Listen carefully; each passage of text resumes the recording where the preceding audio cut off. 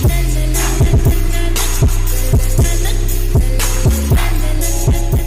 guys, my name is Smudge Live, and today I want to talk to you about a Stamina Nightblade bow gank build that I've been playing for the last couple of weeks. Ganking got nerfed a few patches ago, and it's been really difficult to find a build that I enjoy, a build that hits hard, and it's a sort of gank playstyle that I used to play before. And I think this does really well, so it's definitely the build that I'm going to be running for the foreseeable future. Now stats. We can see here that we have 4,000 weapon damage, 53% crit, 35k max stam. We have very low resistances, and we have a bit of crit resist from our CP tree, but we're hoping not to get into any fights. We have very low sustain. We're trying to get as much max stats as we possibly can, so that we don't have to worry too much about sustain. This is a dip in, dip out, kill somebody, get away sort of situation. So we don't want to be staying into fights for too long. So therefore we shouldn't have to worry too much about stam recovery. But if you are struggling, then potentially run drinks. We are running food with this build, but you can potentially run drinks. Now the stats on here don't look amazing. You can get higher max, you can get higher weapon damage quite easily, but it's not max or damage that we're stacking in this build. We are stacking physical penetration. So we are running Spriggans. Spriggans is giving us max damage and a lot of physical penetration. We're also running it with a sharpened maul, when the maul is giving us 20% physical penetration and the sharpened is giving us another 2700, so it's a lot of physical penetration there. We're running a sharpened bow, both with a poison damage enchantment. The poison damage enchantment gives an awful lot of burst. You could run a poison here, but personally I just don't like a dot to be used as burst damage. I quite like the enchantment, it hits really hard. We're running the Spriggans on the jewelry, one body piece, and the weapons. We're also pairing it with Sunderflame. Now Sunderflame is very similar to Spriggans. It gives max stam, weapon damage, weapon crit, and an awful lot of physical penetration, or in this case, reduces the enemy's physical resistance when you hit them with a fully charged heavy attack. This is where our bow heavy comes in. So if you go back and watch some of the videos from before, you'll see that I fully charge a bow heavy attack, animation cancel it with a weapon swap, ambush in and incap them. When that bow heavy attack hits them, their physical resistance is reduced by 3,300. On top of Spriggans, that is an awful lot of physical penetration, and with the sharpened and the maul, it just starts to stack up an awful lot.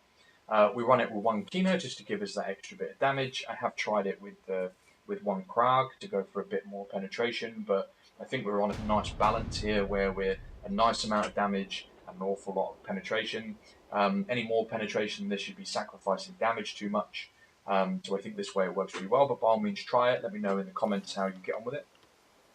We're running our Spriggans on the jewelry, 3 weapon damage glyphs on here because we want to hit as hard as we possibly can. Now I am a wood elf. We are a vampire. The vampire will remove the movement speed penalty in stealth, so this is an absolute must.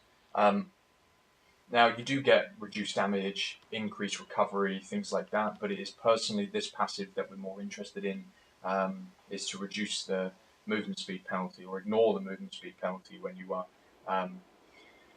are in crouch. So that is a fantastic ability there, or a good passive. We're using the Warrior Munderstone to give us as much weapon damage as we possibly can from it. And as I mentioned, we are a Wood Elf, and we've got 64 points into Stam. Now CP, we have 56 points into Ironclad. Now when I was doing a bit of testing with a friend of mine, we found that Ironclad is a really strong place to put your CP.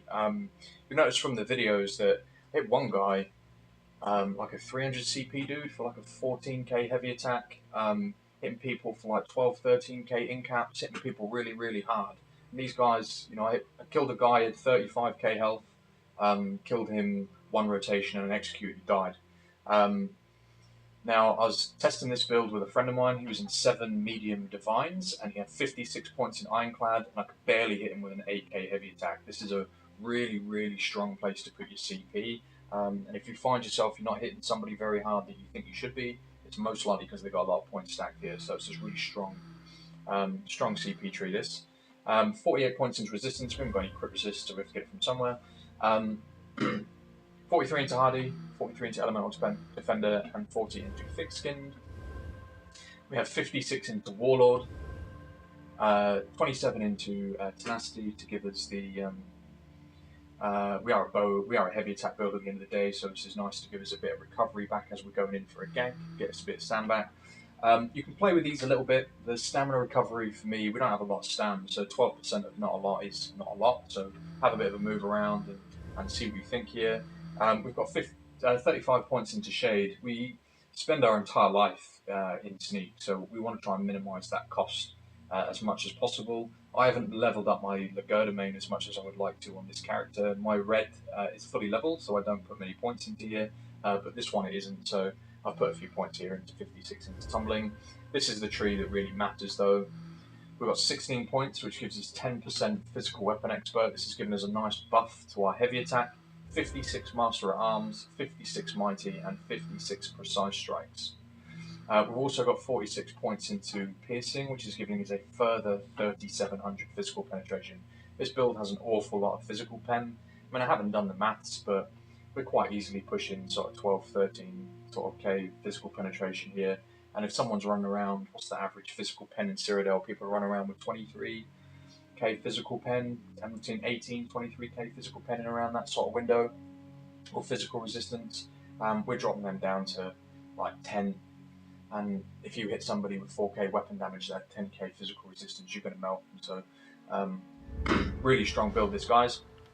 With the skills, on our front bar, we are using Rally. This is our burst heal and our weapon damage. We're using Ambush. Ambush is, of course, our gap closer, but it also gives us empowerment. So when we do a bow heavy, ambush in and in-cap them, the ambush actually empowers the in-cap, which is quite nice. Using Rapids, Rapids gives us immunity to snares and immobilization. So if you've dived into a big group of people to pick off one guy, just before you dodge roll out, dodge roll cancel a Rapids and get out because they can't snare you. It's a really nice ability. Expert Hunter. Now, some of you probably watching this thinking that we don't need the extra crit because we're in sneak. We are, so the bow heavy and the ambush will always crit because we're doing it from sneak, but the in-cap won't because we're no longer in sneak anymore. And if you don't crit with the in-cap, the chances of killing that person is getting slimmer and slimmer. So I wanted to try and get a nice amount of crit. The Expert Hunter has given us that to just try and get as many crits on those in-caps as we possibly can. And because we're all single target, we're going for Executioner. 350% more damage as an Execute. This is really, really strong. And of course, our in-cap. On our back bar, we're running Radiant Mage Light. This will empower our bow heavy attack. We're using Concealed Weapon. We're never going to use this. It is there purely to give us that extra movement speed in sneak. One of the hardest things to do on a gank blade is stay alive. Killing people on a gank blade is very easy. That's what it's designed to do. But getting out of a gank, staying alive, trying to stay away from people is really difficult. So keeping invisible and keeping your movement speed is really important, personally. So I really like this ability. If you're not too fussed about the extra movement speed, then remorph this to surprise attack, chuck it on your front bar, maybe move Rapids to your back bar, and use it as a bit of a spammable DPS if you haven't got an in-cap up or something like that. Cloak. We're going to be in sneak anyway, so the guaranteed crit from Cloak is not hugely important, but it is there. Efficient Purge, this is, never take this off your bar, put this on, level it up. If before it's morphed, it is ridiculously expensive, so morph it to Efficient Purge, and it is an absolute lifesaver. You get hit with a Poison Inject, you dive into a group and a Magic DK hits you with a dot of some description, that's going to keep pulling you out of stealth. We don't have enough Magicka recovery to stay in stealth for very long. Pop a Purge, animation, dodge roll, cancel the Purge, into Cloak and you're away. This has saved me so very many times. Relentless Focus, we're never going to proc the bow, it is there for the extra weapon damage, and Barrier. This is here, it's unmorphed, we're not bothered about morphing Barrier. Barrier is there along with Purge to give us the extra Magicka recovery for having the two abilities on our bar. This is nice. This character's pretty new. Usually I gank on my red, but when the reds are zerging and there's not very many blues or yellows on, I'll swap over to my yellow and kill a few reds. So this character I've not had it for very long, hence why this is leveled up. But I'm pretty sure I covered everything, guys. If you've got any questions, by all means, drop them in the comment sections, and I'll be sure to answer them. But other than that, have fun. I'm sure you will. It's a very fun gank build.